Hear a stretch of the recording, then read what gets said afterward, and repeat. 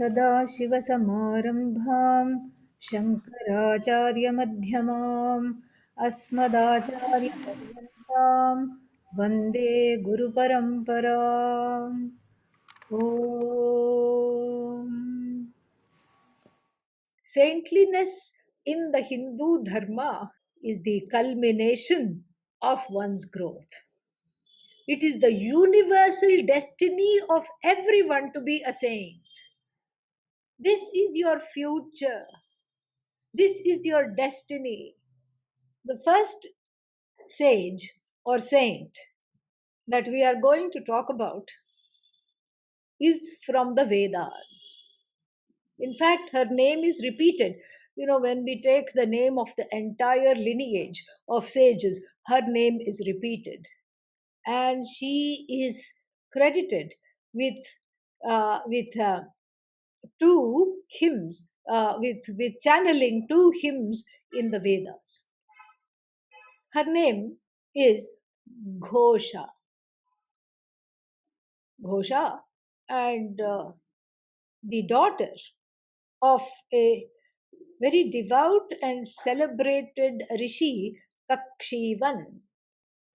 Kakshivan and this Kakshivan rishi had two sons and a daughter by the name of Ghosha. Unfortunately, Ghosha at a young age had some kind of a disfigurement disease.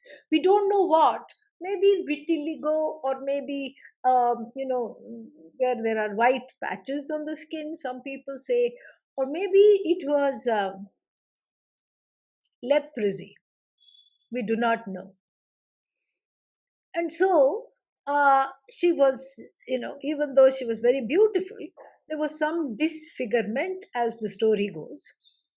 And unlike her brothers, who were not interested in anything spiritual, she became the student of her father and studied the Vedas, studied Vedanta under his tutelage. And then she was the rightful recipient of the small ashram that he had, somewhere, it is told, in northeast India. She was the rightful recipient because she was the one who had sat and studied at the feet of the father. And she became what is called a famous Brahmavadini, a teacher of Brahman. The father bequeathed the ashram and to her and then passed away.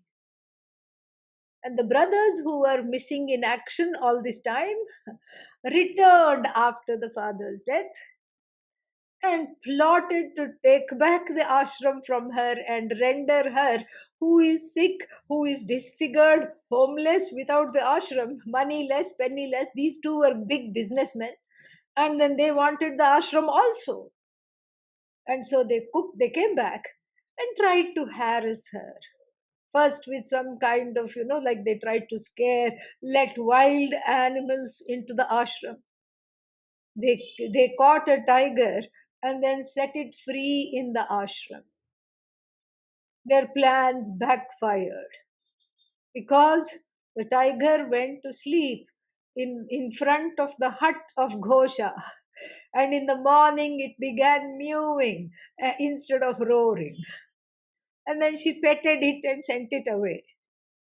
And she said, "Oh, you poor thing, you're lost. Your home is not here. Go back to the forest." And it went away.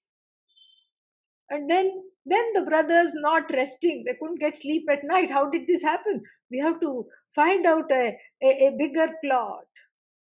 Then they hired one man, a young man, who was supposed to go. There was some big, some kind of a, I think it must have been Shankranti, where the worship of the Bhagavan in the form of the sun is done.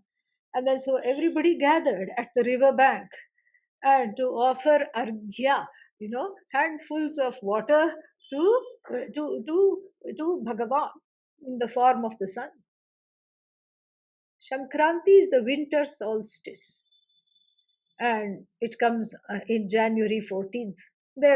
So it looks like a story from around that time.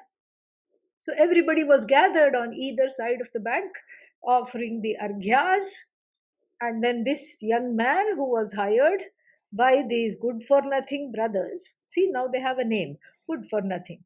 Okay. And so so these good for nothing brothers, they hired this young man to, when she emerged from bathing in the river to offer the arghya, they hired this young man to embrace her in public and proclaim, "Oh, you are my beloved.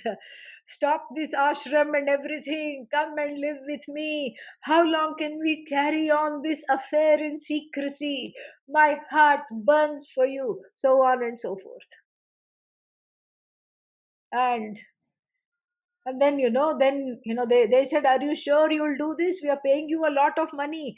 We want, I mean, this is an age old thing. If you want to, if you just question the woman's character, that's what is the most effective. You destroy her reputation, then all the people in the village and in the ashram will throw tomatoes means one is lucky, stones, throw stones at her, and then drive her out. And then, of course, we will come back and reclaim the father's ancestral property, which actually should belong to us. And again, the young man was schooled, and they said, this sister of ours, she's a very wily creature. You don't know what she'll do. She knows some magic also. So, because the tiger started to meow like a cat, and so be careful. And for good measure, they bought him a little bit of a local brew, some toddy, and to make him drink so that he loses his inhibitions. And the young man said, "Yes, yes, yes, I can do this. And yes, thank you for the money." And then he went at the appointed time. All the people were gathered. And then Ghosha dipped into the water and then was going to offer. And he was supposed to embrace her. But then, as she emerged from the river, he saw her, and then he was just blinded by her radiance, the story goes. And instead of embracing her, fell at her feet and said, "Accept me as your disciple, O mother, and let me study with you and serve you." This is what happened. And this is something which is very interesting, because the story is not very well known, and it is rare to find. And so it is something which is so beautiful. It is beautiful because even though we see it as her performing miracles, it's not miracles. It's not a miracle. You are the miracle. You are the miracle. You living in your full potential. You are the miracle. And here we find that someone who has no inhibitions and is incapable of wrongdoing, and is looking at this man with none other than some a universal love.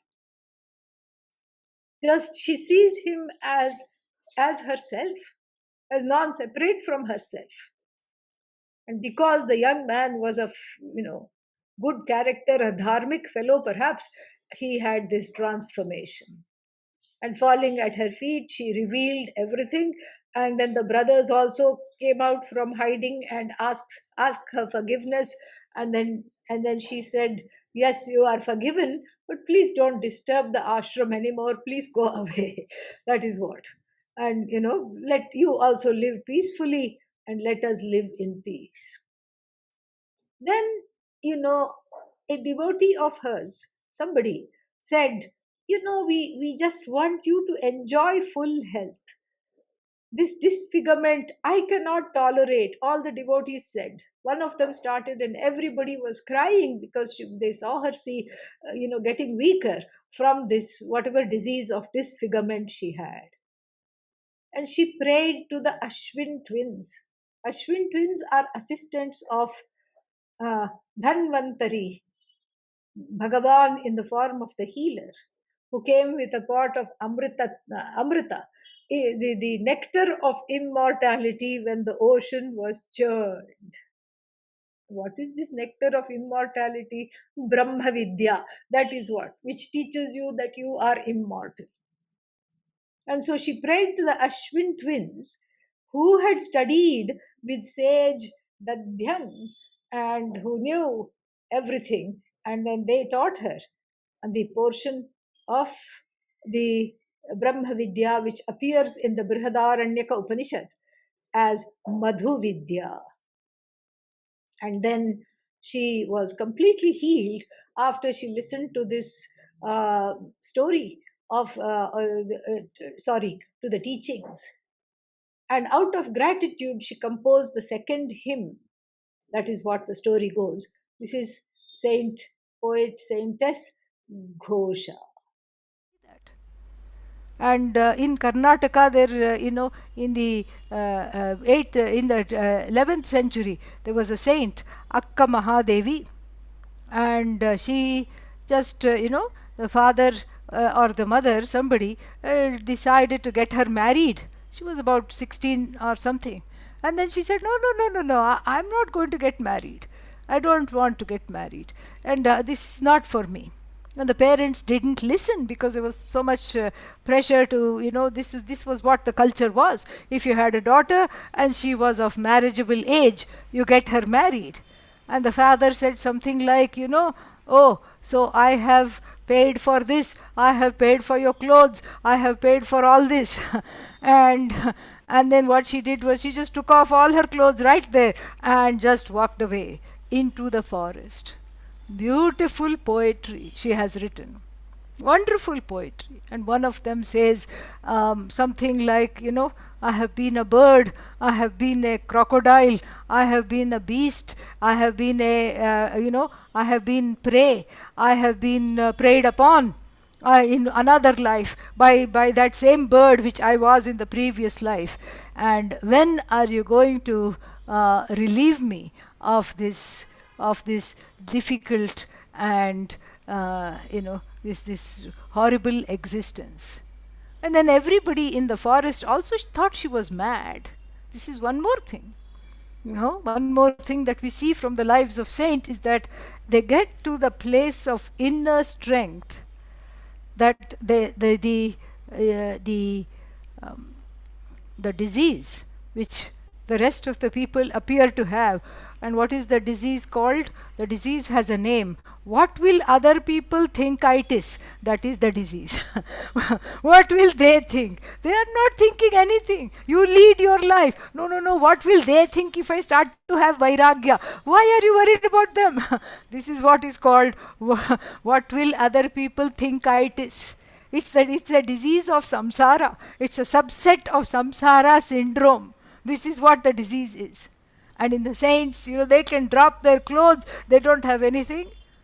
And then the sages in the forest recognized her greatness, recognized Akka's greatness, and they said, even though she was much younger to them, they addressed her as mother, and they said, Mother, please grow, you have so much wonderful hair, please grow it long so that people don't look at you badly. It's not for your sake, for our sake, please grow it long. And so when you see photos of Akka Mahadevi, you will see her completely clad in her own hair. Very, very beautiful. Amazing. And then you see Tulasi Das, the author of the Ramacharita, and it is said that he also had lot of difficulties, very, very hard life, and the only ray of hope in his life was his marriage. He was married to someone who was loving, beautiful, caring, a delightful lady, and he could not be separated from her. And then what? The ancient, in the medieval times, whatever, some kind of a hurricane came. In fact, it is not hurricane. It is Hari came. Okay, yeah, that is what hurricane is.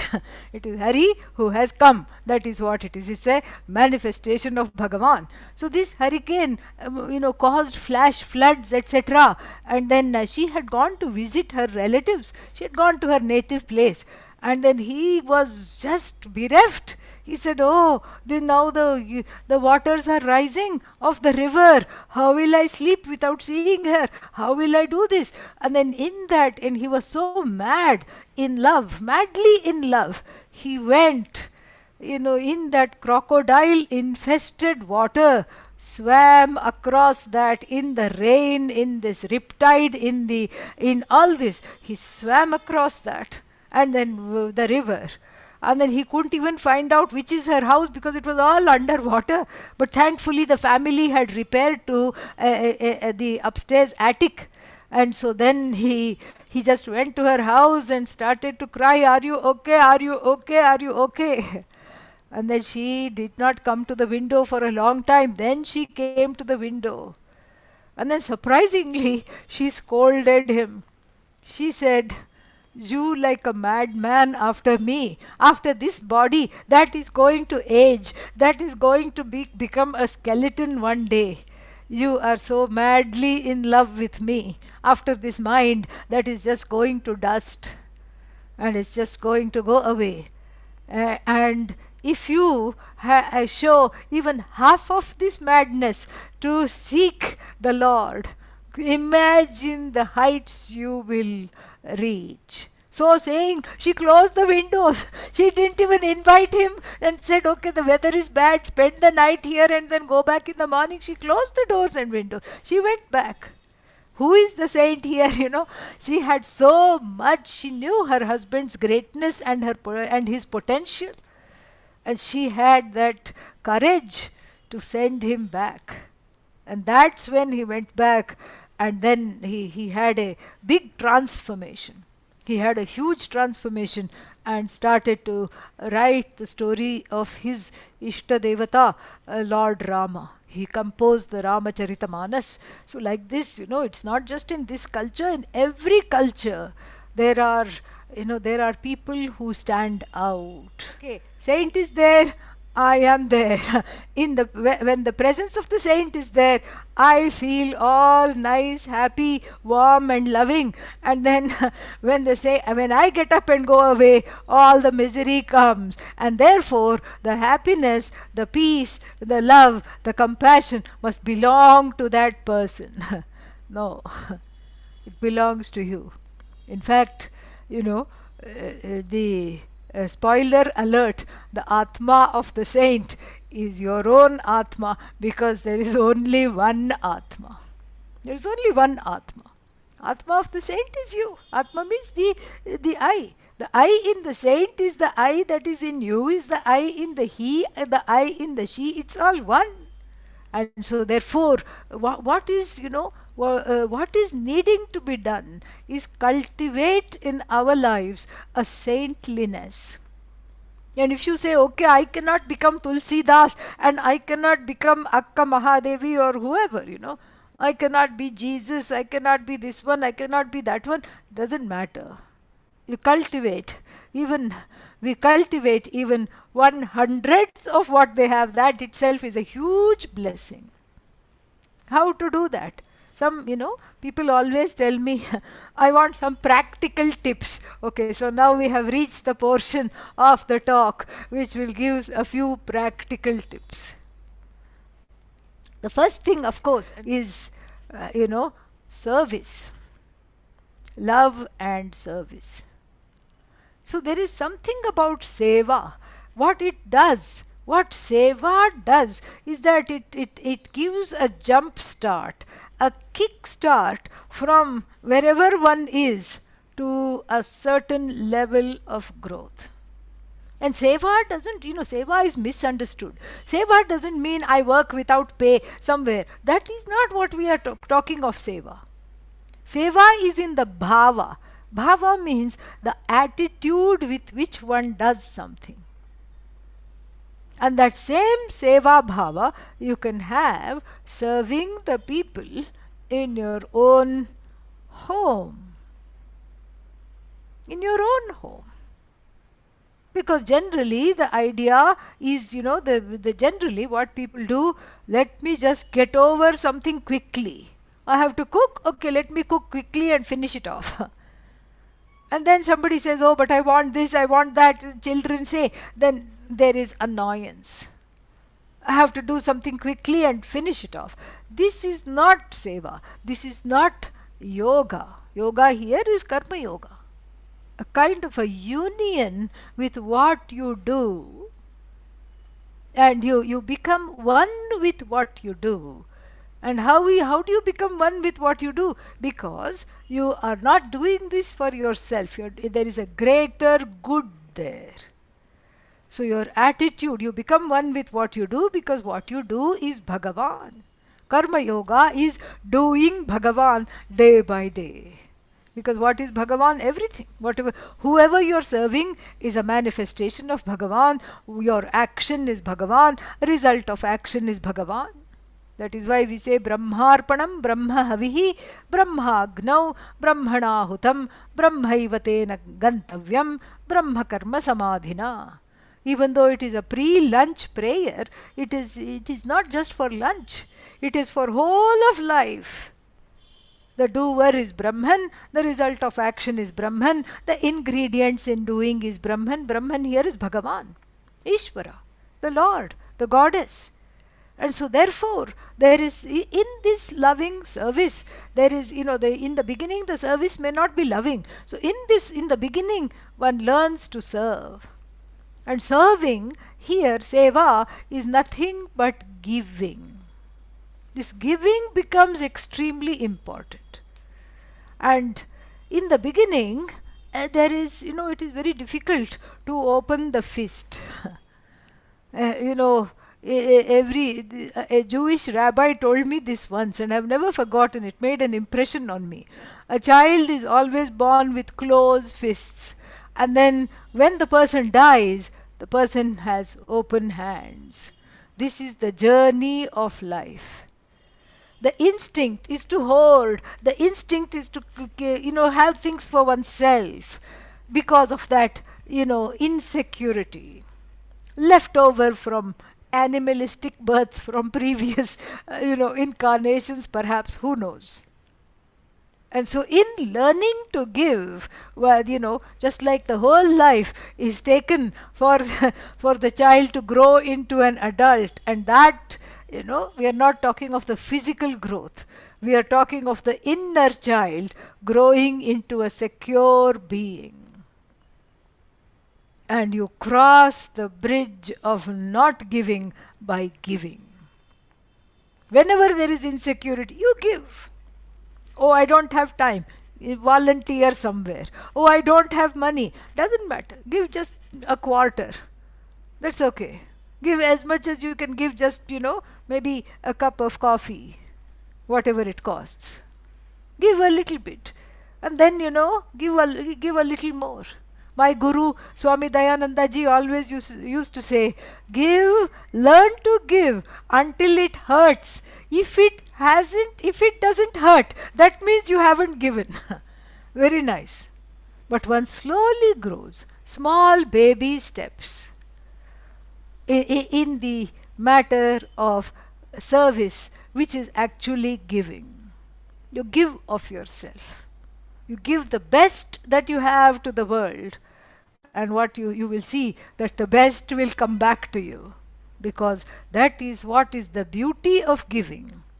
You give, and then you inspire people in two ways. First is, as soon as you enter a room, they don't run away, because you are a giving person. They're not afraid of you. In addition to giving, you have given them abhaya. You have said, don't fear, I'm here. Don't be afraid of me. So that is one of the beautiful fruits of giving. So in giving, you become in the second thing is, in giving, you feel good. Imagine when you have to go ask somebody for money, what is your demeanor like? You look to the left, who is listening? You look to the right, and you become small. You slowly approach the person and say, can I please have a little bit? There is this, kshudrata, this smallness. But imagine when you're in a position of giving, bigness. There is that, a certain bigness is there. Yes, I can do this. Yes, I'm able to give. Yes, I want to give. And just see, in these two demeanors, which would you rather be? because the asker is always, the consumer is always a wanting person. So therefore, the life, the life of a saint is the one that has, where the person has transformed herself or himself from a consumer to a contributor. That is what one wants to be. That is what is the baby steps of saintliness. You learn to contribute wherever it is, of your time, of your wealth, of your resources. And the word I don't have goes from the vocabulary, taking along with it that smallness. Because for the person who says, I don't have enough to give, whatever that giving is, time, money, etc., the one who says, I don't have enough to give, feels small. And the more one says it, the more that smallness becomes a very big orientation, and therefore that orientation is dropped by giving. Anger is overcome by managing the anger. And the capacity to accommodate, compassion, finally, compassion, accommodativeness is gained by indulging in practicing acts of compassion. I read one, what is that called? That sticker behind the car, bumper sticker. And there it said, practice random acts of compassion. I just wondered to myself, what other kind of compassion is there? If it is a calculated compassion, it's not compassion. If I want something from you and therefore I'm being nice to you, that's not compassion. Compassion is naturally random. Kindness is naturally random by default, by definition. So if you want to evoke, if you want to discover the saint in you, behave like a saint. That's all it is. Behave like a saint. This is what happened to me. When I was small, when I was a young girl, I read one, what was that called? One book. It was called The Nun's Story. Okay. And then I went and told my mother, I think I know what I want to be in my life. I want to become a nun. Okay. And I thought maybe she will have none of it. But she, very wise lady, what did she say? She says, okay, you can start living right now. She says, I will also read the book. And then, okay, so from now on, no more chocolates, no more friends, and no more second helpings of whatever you like. And then so you have to sleep on the floor because this lady slept on the floor. And then you have to do all this. And then after a week, I said, I don't think I want to be a nun. Okay? I also, so like this, you act it out.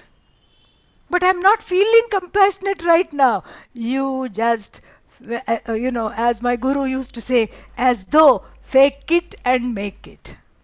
Oh, so you're asking me to tell lies. No, I'm not asking you to tell lies. I'm asking you to be, what should I say, authentic, absolutely. And when you are in absolute authenticity, you are compassionate, you are giving, you bypass all these little, parsimony, miserliness, all this you bypass. When you are happy, that's how you are. You are compassionate, accommodate, giving, serving, loving naturally. Compassion and love are the dynamic forms of ananda, which is one's nature. So here you are as though faking it, because there is a big resistance. There is a parallel reality that is just, overshadowing everything.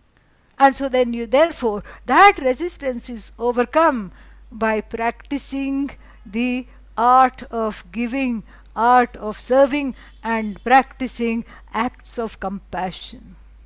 Doesn't take place in a day. Just like if you go to the gym and then go like this. Oh, did something happen? Where is my muscle? There is no muscle. Okay. Then next day you go, no muscle. Third day you go, no muscle. After 1 month you regularly go, one baby muscle is born. Same thing here. A saint is not born. A saint is, a saint is what one quote unquotes as though becomes, which one by discovering the truth of oneself. And with that, we will stop here. There's a lot more to say, but the time is there. Time is gone now. So this much is enough. Something to think about, some food for thought, some sharing. That's all. Om Purnamadah Purnamidam Purnat Purnamudachyate Purnasya Purnamadaya Purnamevavashishyate. Om Shanti Shanti Shantihi. Harihi Om Shri Gurubhyo Namaha. Harihi Om.